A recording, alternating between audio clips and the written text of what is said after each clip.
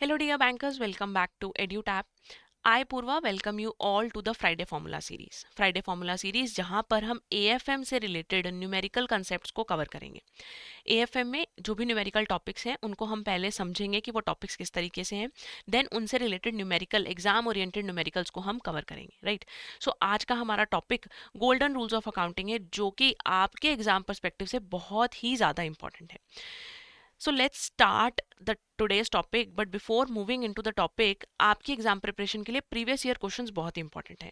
So we have prepared a document जिसमें मई 2023 से लेकर अब तक के previous year questions along with important concepts included हैं। इस डॉक्यूमेंट को अवेल करने के लिए डिस्क्रिप्शन बॉक्स में दिए गए लिंक पर क्लिक कीजिए और इस डॉक्यूमेंट को यूज कर अपनी एग्जाम प्रिपरेशन को और भी ज़्यादा फ्रूटफुल बनाइए। टॉपिक को स्टार्ट करते हैं। सबसे पहले समझते हैं कि अकाउंट क्या होता है ना। हमने अकाउंटिंग की डेफिनेशन पढ़ी, जहाँ पे हमने पढ़ा कि अकाउंटिंग में हम क्या करते हैं, सबसे पहले रिकॉर्डिंग, है ना। जो भी फाइनेंशियल ट्रांजैक्शंस हैं उन्हें क्या किया जाता है, रिकॉर्ड किया जाता है। देन उन ट्रांजैक्शंस को क्लासिफाई किया जाता है, यानी उन ट्रांजैक्शंस का ग्रुप बनाया जाता है ना। परचेज से रिलेटेड ट्रांजैक्शन एक जगह, सेल से रिलेटेड ट्रांजैक्शन एक जगह, एक्सपेंसेस से रिलेटेड ट्रांजैक्शन एक जगह। अब ये जो जगह की बात हम कर रहे हैं, जहां पर भी ये पर्टिकुलर ट्रांजैक्शंस को एक प्लेस पर जब रिकॉर्ड किया जाएगा, that place would be known as a account, ठीक है। परचेज से रिलेटेड ट्रांजैक्शंस जब एक जगह लिखी जाएंगी तो उसे क्या बोला जाएगा, परचेज अकाउंट। सेल्स से रिलेटेड ट्रांजैक्शन जब एक जगह लिखी जाएंगी तो उसे क्या बोला जाएगा, सेल्स अकाउंट। एक्सपेंसेस से रिलेटेड ट्रांजैक्शन है तो उसे क्या बोल दिया जाएगा, एक्सपेंस अकाउंट। तो अकाउंट किसी भी इंडिविजुअल पर्सन का रिकॉर्ड हो सकता है, किसी फर्म का, किसी इनकम या एक्सपेंस की आइटम का, या किसी भी चीज़ का रिकॉर्ड हो सकता है। किसी फर्म का रिकॉर्ड, जैसे मान लीजिए रिलायंस इंडस्ट्रीज का रिकॉर्ड, जैसे बैंक का रिकॉर्ड। आपके पास कोई एसेट है, आपके पास लैंड है, बिल्डिंग है, मशीनरी है, इनके अकाउंट बना सकते हैं आप। कैश का अकाउंट बनता है। किसी पर्सन से रिलेटेड, किसी पर्सन से आपकी बहुत सारी ट्रांजेक्शन्स हो रही हैं, सपोजिंगली एक पर्सन है राम, वो आपके क्रेडिटर है ना। आपने उनसे कुछ प्रोडक्ट खरीदा, देन आपने उनको हाफ पेमेंट कर दी, देन आपने उनको बची हुई हाफ पेमेंट कर दी और उनसे फिर से ऑर्डर क्रिएट करवा लिया। तो ये सारी ट्रांजैक्शन एक पर्टिकुलर पर्सन राम से रिलेटेड है, तो राम के अकाउंट में इन सब ट्रांजैक्शंस को क्या कर दिया जाएगा, रिकॉर्ड कर दिया जाएगा, ठीक है। अब बात करते हैं डेबिट और क्रेडिट की। डेबिट और क्रेडिट समझने के लिए पहले 3 सवालों का जवाब देना बहुत ही ज़्यादा ज़रूरी है। सबसे पहले कि क्या एक्सचेंज हो रहा है, ठीक है। आप गुड्स को एक्सचेंज कर रहे हो, आप यू नो कैश एक्सचेंज कर रहे हो, क्या एक्सचेंज कर रहे हो, आपको एक्सचेंज आइटम को जज करना सबसे ज़्यादा ज़रूरी है। Then what is the medium of exchange. Medium of exchange में क्या आप कैश में एक्सचेंज कर रहे हो, क्या आप अभी प्रॉमिस कर रहे हो, ठीक है। कैश में एक्सचेंज तो आपने, जैसे मान लीजिए कोई प्रोडक्ट खरीदा और इमीडिएटली उसके बदले में कैश दे दिया, तो आपका एक्सचेंज क्या हो गया, कैश में।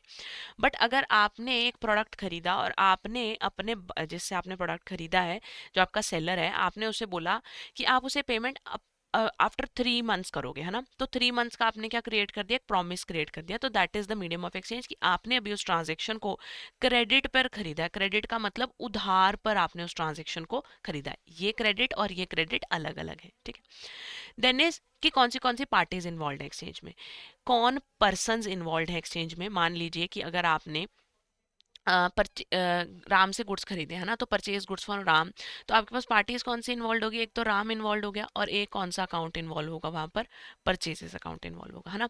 तो अकाउंट के अंदर जो टू फोल्ड इम्पैक्ट आ रहा है, हर ट्रांजेक्शन का एक डबल इम्पैक्ट आ रहा है, उसे हम क्या बोलते हैं, टू फोल्ड इम्पैक्ट को हम क्या बोलते हैं, डेबिट और क्रेडिट बोलते हैं। क्लियर।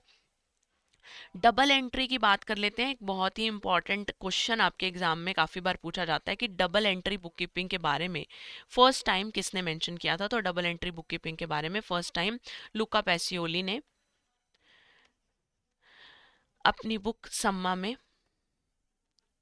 1494 में मेंशन किया था, और ये खुद इटली से बिलोंग करते हैं।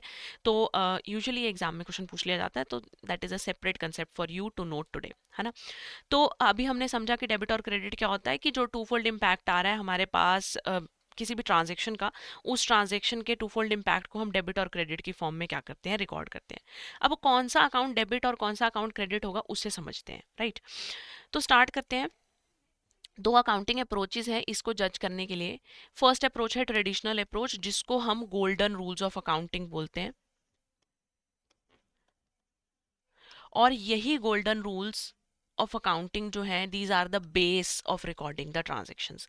कौन सा अकाउंट डेबिट हो रहा है, कौन सा अकाउंट क्रेडिट हो रहा है, that is all because of these golden rules of accounting. यही अप्रोच आपके जो मैकमिलन बुक है उसमें भी प्रोवाइडेड है, और उसी के ऊपर फोकस्ड जो है, मतलब मैकमिलन बुक के अंदर गोल्डन रूल्स के ऊपर ही फोकस किया गया है। वहीं मॉडर्न अप्रोच का हिंट दिया गया है, बट मॉडर्न अप्रोच भी इक्वली इंपॉर्टेंट है। चाहे आप किसी भी ट्रांजेक्शन को गोल्डन रूल्स के बेसिस पर जज कीजिए या फिर मॉडर्न अप्रोच के बेसिस पर जज कीजिए, दोनों केसेस में आपका जो आंसर होगा, रिजल्टिंग आंसर होगा, वो हमेशा क्या आएगा, सेम आएगा। तो स्टार्ट करते हैं ट्रेडिशनल यानी गोल्डन अप्रोच से। गोल्डन अप्रोच में हमने अकाउंट्स को 3 कैटेगरी में क्लासिफाई किया। सबसे पहले आ गया रियल अकाउंट। रियल अकाउंट ऐसे अकाउंट जो एसेट से रिलेटेड अकाउंट्स हैं, ठीक है। फिर आते हैं पर्सनल अकाउंट। पर्सन से रिलेटेड अकाउंट पर्सनल अकाउंट में आ जाएंगे। यहाँ पे मान लीजिए किसी भी आपने ह्यूमन बींग से कोई ट्रांजेक्शन किया या फिर कोई आर्टिफिशियल पर्सन से किया, वो भी आपके पर्सनल अकाउंट की कैटेगरी में ही इंक्लूड की जाएगी। देन कम्स नॉमिनल अकाउंट, जिसमें सारे एक्सपेंसेस, इनकम्स, लॉसेज और गेन्स के बारे में रिकॉर्ड होता है। वन बाय वन हम तीनों अकाउंट कैटेगरीज को डिटेल में डिस्कस करते हैं। तो स्टार्ट करते हैं पर्सनल अकाउंट से। देखिए, पर्सनल अकाउंट को फर्दर 3 कैटेगरी में क्लासिफाई किया गया, नेचुरल पर्सन, आर्टिफिशियल पर्सन और रिप्रेजेंटेटिव पर्सन। नेचुरल पर्सन वो जो कि जिनको गॉड ने बनाया है, उसमें मैं आती हूँ, आप आते हो, है ना। तो नेचुरल पर्सन हैं। राम, श्याम, मोहन, सोहन सभी कौन है, नेचुरल पर्सन्स हैं। फिर आते हैं artificial person. Artificial person creation of man या फिर आप कह सकते हो क्रिएशन ऑफ लॉ, है ना। जैसे कि कंपनीज एक्ट के थ्रू कंपनीज जो हैं वो एक आर्टिफिशियल लीगल पर्सन है ना, वो अपने बिहाफ पर ट्रांजेक्शन्स कर सकती हैं। सो आर्टिफिशियल पर्सन वही होंगे those are created by law, है ना। कोई कंपनी है, अमेजोन है, गूगल है, रिलायंस है, टाटा स्टील्स है, ये सभी आर्टिफिशियल पर्सन है। इनकी सेपरेट लीगल एंटिटी है देन देयर ओनर्स, है ना। तो ये अपने नाम पे ट्रांजेक्शन्स को कर सकते हैं, इनकी अपनी कॉमन सील होती है, तो ये आर्टिफिशियल पर्सन्स की कैटेगरी में आते हैं। वहीं पर रिप्रेजेंटेटिव पर्सन्स होते हैं। रिप्रेजेंटेटिव पर्सन्स कुछ ग्रुप ऑफ पर्सन्स को यूजुअली रिप्रेजेंट करता है। ग्रुप ऑफ नेचुरल भी हो सकता है, ग्रुप ऑफ आर्टिफिशियल पर्सन भी हो सकता है, ठीक है। रिप्रेजेंटेटिव पर्सनल को फर्दर अभी आगे मैं दोबारा डिस्कस करूंगी कि कौन से अकाउंट्स रिप्रेजेंटेटिव पर्सनल की कैटेगरी में आते हैं। पर्सनल अकाउंट्स जो है नेचुरल पर्सन की अगर मैं एग्जांपल लूँ तो उसमें आ जाएगा सप्लायर का अकाउंट, प्रोप्राइटर का अकाउंट, राम श्याम का अकाउंट, है ना। आर्टिफिशियल पर्सन में किसी भी बैंक का अकाउंट आ गया, Tata iron and steel, Reliance Industries bank loan आ गया। वहीं रिप्रेजेंटेटिव पर्सनल अकाउंट में ओनर का अकाउंट आ गया, यानी कि कैपिटल अकाउंट, जब कैपिटल इन्वेस्ट करता है ओनर, और अगर कैपिटल विड्रॉ करता है बिजनेस से तो उसे ड्रॉइंग्स बोल दिया जाता है। अब ओनर के अकाउंट के साथ साथ इसमें एक्सपेंसेस अकाउंट आएंगे और इनकम अकाउंट आएंगे, इन्हीं को हम फर्दर डिस्कस करेंगे, which I have indicated earlier as well. तो पर्सनल अकाउंट्स का रूल क्या रहेगा? पर्सनल अकाउंट्स का रूल रहेगा कि अगर किसी पर्सन को कुछ रिसीव हो रहा है, ठीक है, तो उसे क्या करना है, आपको डेबिट करना है। और अगर कोई पर्सन आपको कुछ प्रोवाइड करवा रहा है तो उस वो पर्सन क्या हो जाएगा, क्रेडिट हो जाएगा, ठीक है। एक छोटा सा एग्जांपल ले लेते हैं। जैसे लिखा है परचेज्ड गुड्स फ्रॉम राम। अब अगर आपने राम से गुड्स परचेज करे हैं तो राम आपको गुड्स प्रोवाइड करवा रहा है ना। तो राम कौन है, गिवर है या रिसीवर है? राम है गिवर, है ना। तो इस केस के अंदर राम के अकाउंट की अगर मैं बात करूं तो राम का अकाउंट क्या कर दिया जाएगा, क्रेडिट कर दिया जाएगा, क्योंकि राम का अकाउंट, राम जो है वो क्या है, राम गिवर है। क्लियर। तो आपको इसी तरीके से ये जज करना है कि अगर कोई भी अकाउंट पर्सनल अकाउंट की कैटेगरी में आ रहा है तो आपको सिर्फ एक चीज का ध्यान रखना है कि वो पर्सन आपको कुछ दे रहा है यानी वो गिवर है, या वो पर्सन आपसे कुछ रिसीव कर रहा है यानी कि रिसीवर है। तो अगर वो रिसीवर होगा तो उसे डेबिट कर दिया जाएगा, और वहीं पर अगर वो गिवर होगा तो उसे क्या कर दिया जाएगा, क्रेडिट कर दिया जाएगा। Then comes real account. Real account का मतलब है एसेट अकाउंट। बिजनेस में जो आपके पास एसेट्स हैं वो सभी रियल अकाउंट की कैटेगरी में आएंगी।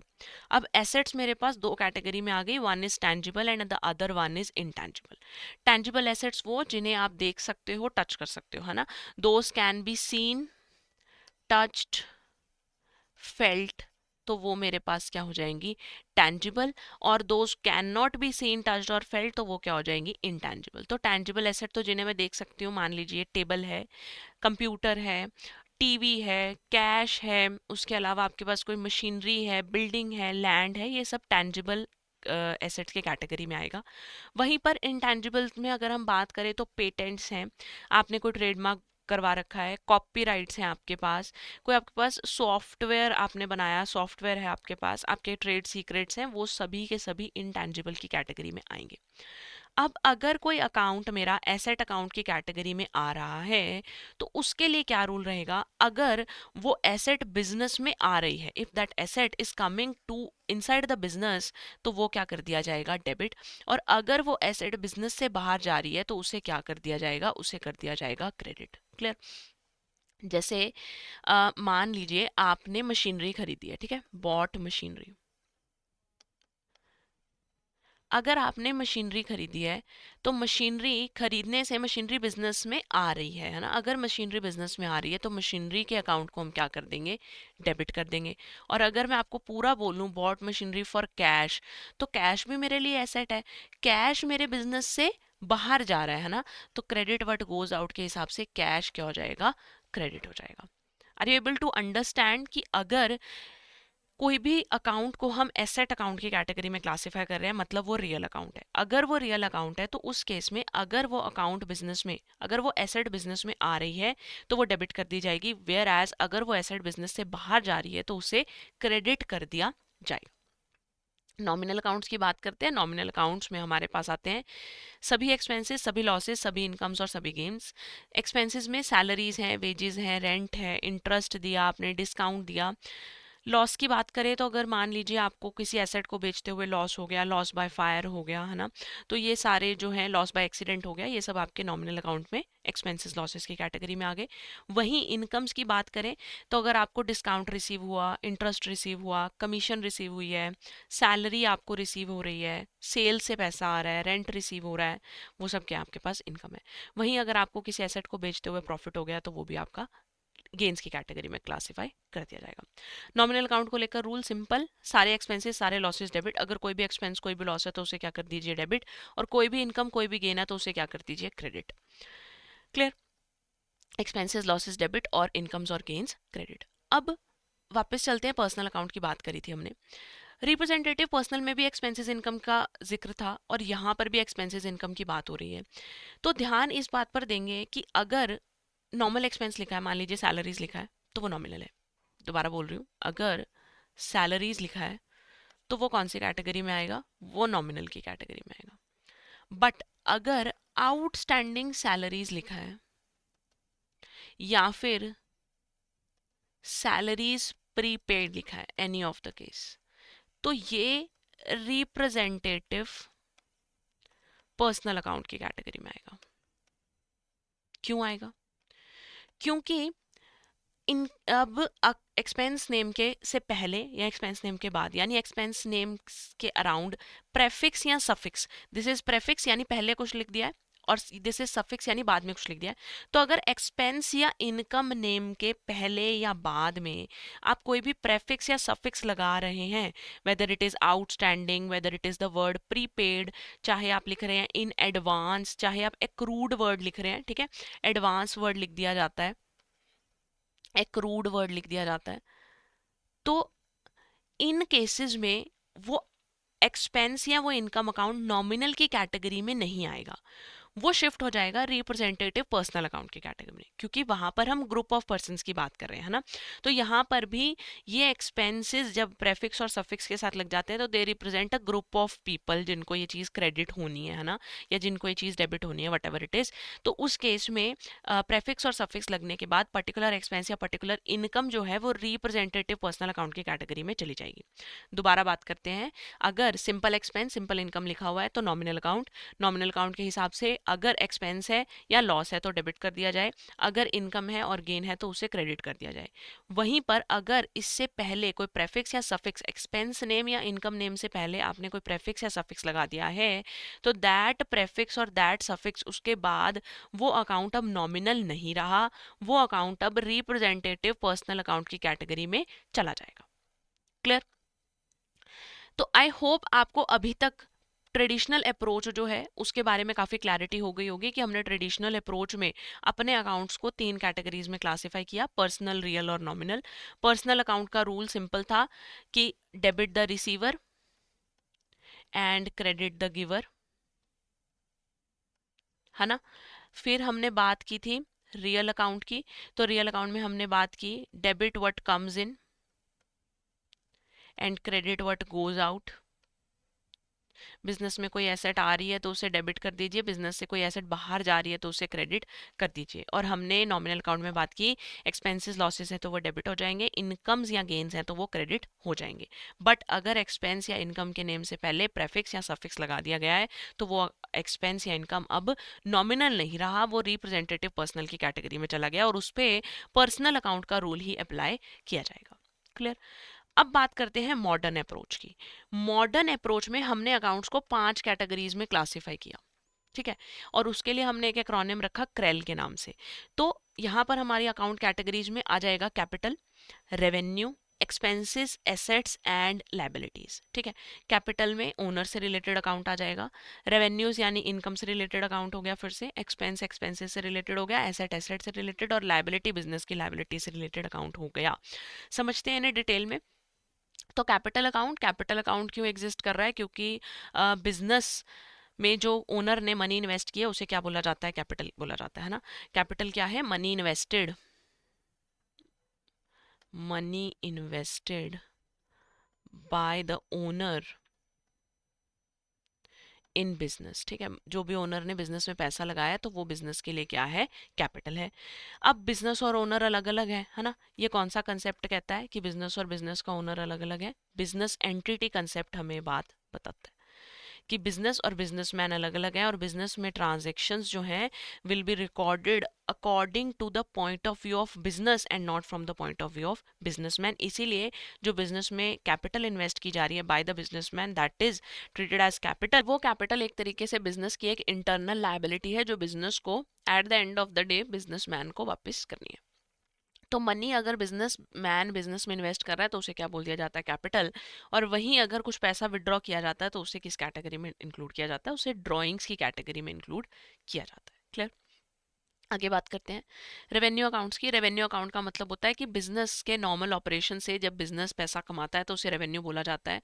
रेवेन्यू में सेल से पैसा आ रहा है, रेंटल इनकम आ रही है आपको, इंटरेस्ट आ रहा है, डिविडेंड आ रहा है, कोई प्रोफेशनल इनकम आ रही है, ये सभी की सभी इनकम्स रेवेन्यू अकाउंट की कैटेगरी में इंक्लूड की जाती है। फिर बात करते हैं एक्सपेंसेस की। तो एक्सपेंसेस अभी हमने प्रीवियसली भी डिस्कस किया। नॉर्मल बिजनेस ऑपरेशन में जब बिजनेस कोई भी खर्चा करता है तो उसे क्या बोला जाता है? एक्सपेंस बोला जाता है। सैलरी एक्सपेंसेस में आता है, रेंट एक्सपेंस में आता है, डेप्रिसिएशन है, टैक्सेस हैं, डिविडेंड पेड है, ये सभी के सभी एक्सपेंस कैटेगरी में इंक्लूड किए जाते हैं। Then comes asset account.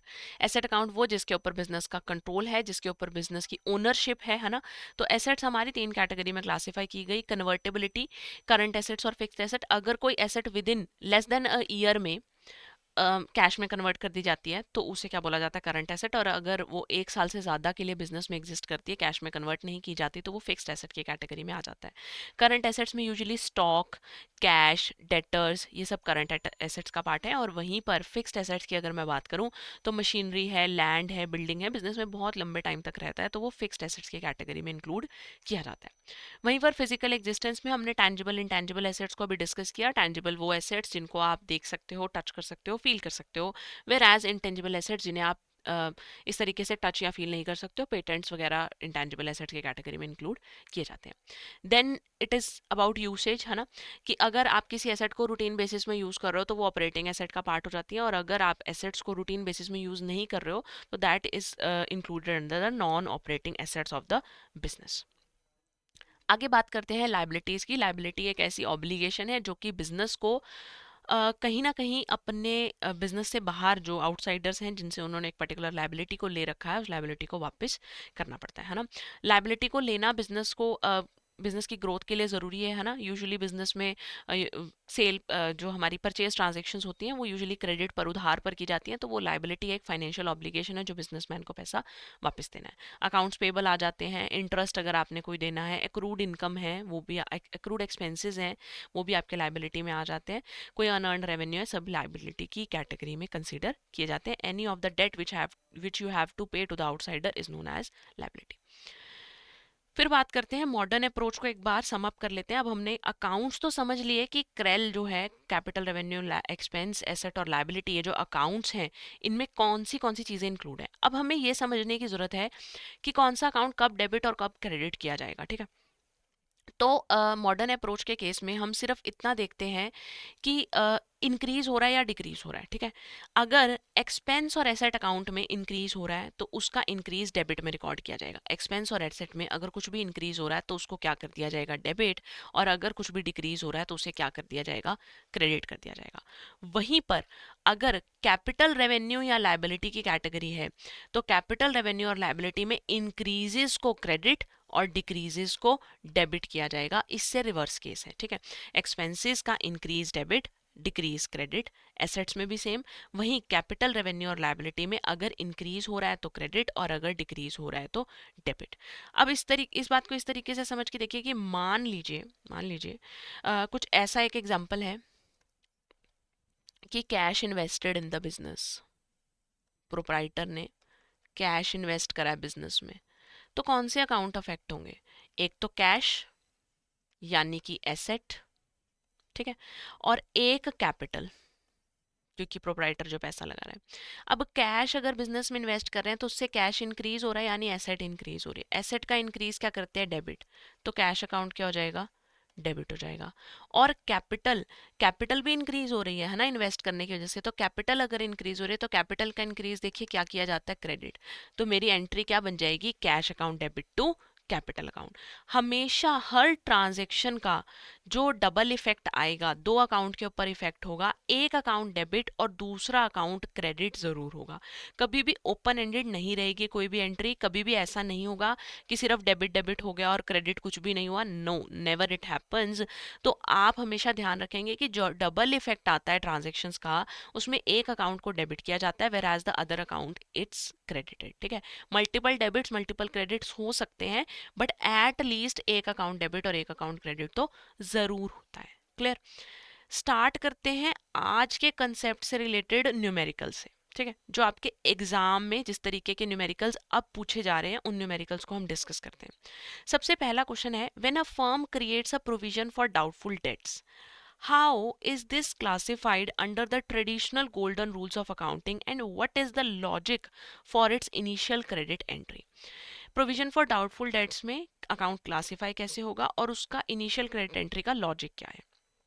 Options दिए हुए हैं। रियल अकाउंट है credit what goes out, nominal account है credit all incomes and gains, representative personal है क्रेडिट द गिवर, या फिर वैल्यूएशन अकाउंट है जिसको हम नॉमिनल अकाउंट की कैटेगरी में कंसीडर कर रहे हैं और क्रेडिट ऑल गेन्स में कंसीडर किया जाएगा। देखिए, प्रोविजन फॉर डाउटफुल डेट समझते हैं पहले क्या होता है। हमारे पास बिजनेस में डेटर्स होते हैं, है ना, जिनको हमने उधार पे सामान बेचा है, ठीक है, जिन्हें हमने क्रेडिट पे सामान सेल किया है, अपने गुड्स को सेल किया है, वो हमारे लिए डेटर्स है। यानी डेटर्स वो पर्सन है जिन्होंने हमें पैसा देना है। तो डेटर्स मेरे लिए क्या है, एक एसेट है जिन्होंने मुझे पैसा देना है। अब डेटर्स कई बार क्या होता है कि मान लीजिए कोई डेटर है जिसने आपके पैसे देने हैं और वो पर्टिकुलर डेटर जो है वो इंसॉल्वेंट हो गया या कुछ फाइनेंशियल उनके ऊपर प्रॉब्लम आ गई कि वो आपके पैसे नहीं दे सकता, है ना। आपको पहले ही पता चल गया कि ऐसा कुछ होने वाला है। तो उन डेट्स को, उन वो जो पैसे हमें नहीं मिलने के चांसेस हैं उनको हम बैड डेट्स कहते हैं ना, जिनको मिलने के चांसेस अब हमें कम हो गए हैं उन्हें हम क्या बोलते हैं, उन्हें हम बोलते हैं बैड डेट्स। अब इन बैड डेट्स के लिए प्रोविजन बनाया जाता है। बैड एंड डाउटफुल डेट्स भी बोल दिया जाता है। तो इन बैड डेट्स के लिए प्रोविजन बनाया जाता है, प्रोविजन फॉर डाउटफुल डेट्स, जो कि अगर मान लीजिए हमारे डेटर्स हमें पैसा नहीं देते हैं तो इस प्रोविजन से हम अपने डेटर्स को बैलेंस आउट कर लेते हैं। हमारे बिजनेस के ऊपर एकदम से कोई फाइनेंशियल बर्डन नहीं आता। तो कहीं ना कहीं बैड डेट्स जो हैं वो मेरे नॉमिनल अकाउंट की कैटेगरी में आएंगे, लॉस है मेरे लिए, है ना।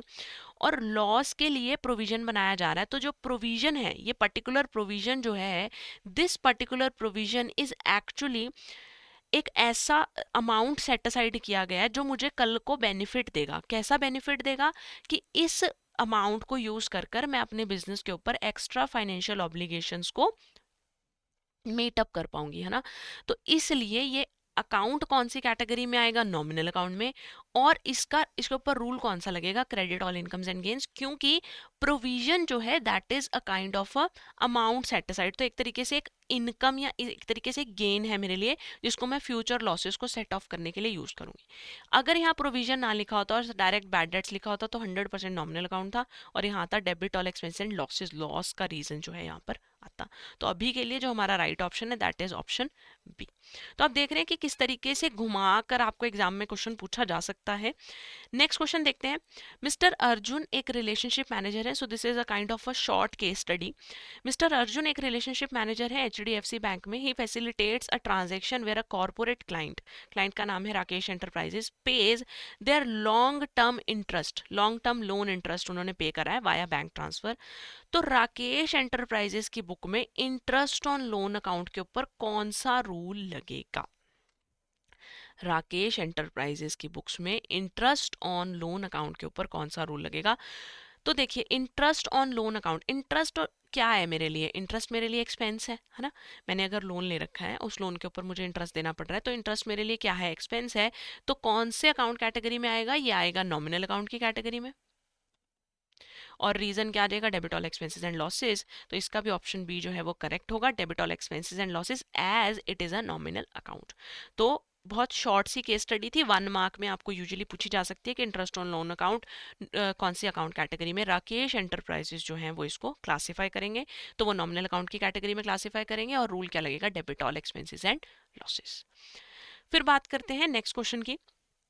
नेक्स्ट क्वेश्चन अब आपका स्टेटमेंट बेस्ड क्वेश्चन है, जहां पे आपको 3 स्टेटमेंट्स दी गई हैं और पूछा गया है कि इनमें से कौन सी स्टेटमेंट करेक्ट है। देखते हैं। A bank overdraft account is a representative personal account because it represents the bank as a creditor to whom the business owes money.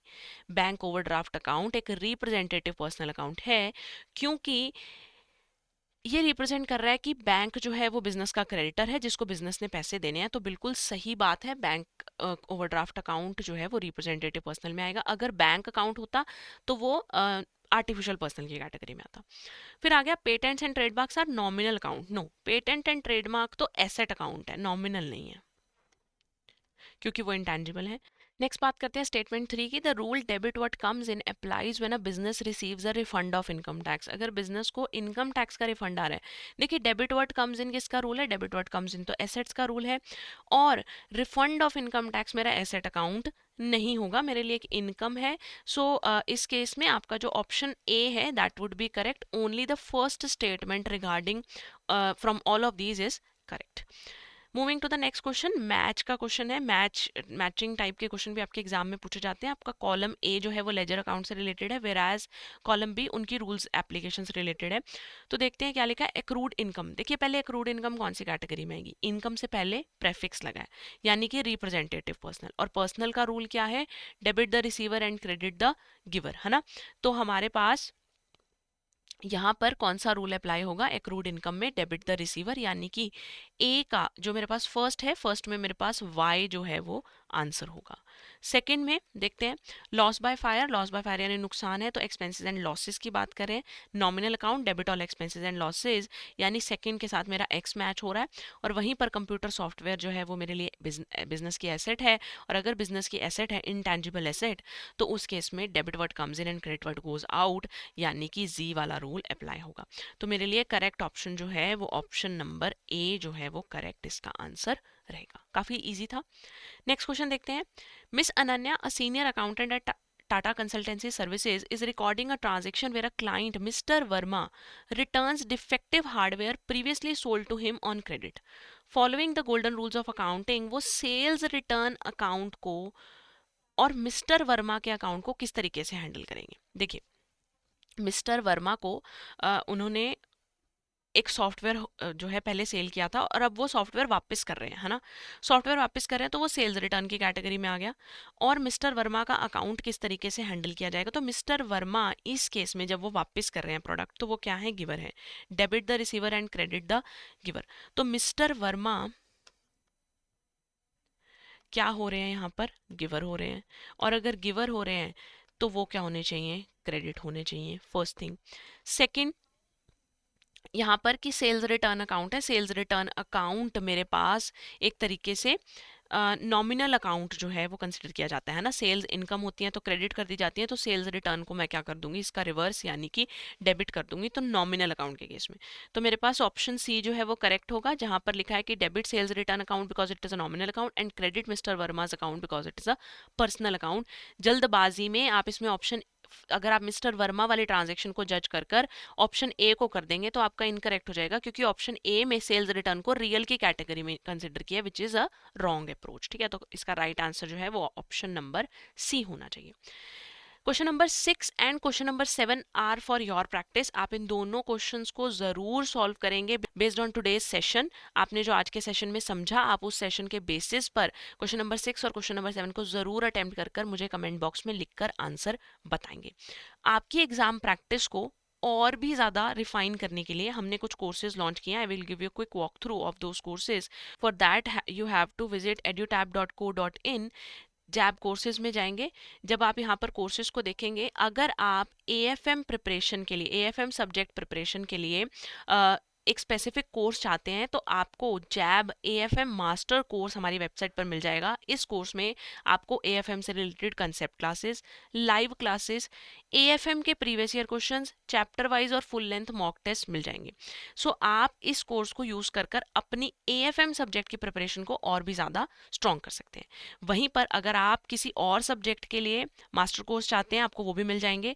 अगर आप हमारे लाइव क्रैश कोर्स को ज्वाइन करना चाहते हैं, जहां पर आपके all subject concept 60 concept classes में कवर हो जाएंगे, तो आप हमारे लाइव क्रैश कोर्स बैच 3 को ज्वाइन कर सकते हैं, जहां पर आपको live classes, concept classes, previous year question, full length and chapter wise mock test मिल जाएंगे। वहीं पर अगर आप हमारा कंप्लीट कोर्स चाहते हैं, जहां पर आप लाइव क्लासेस के साथ साथ हर सब्जेक्ट की कंसेप्ट क्लासेस चाहते हैं, तो आप हमारे मास्टर कोर्स में खुद को एनरोल कर सकते हैं।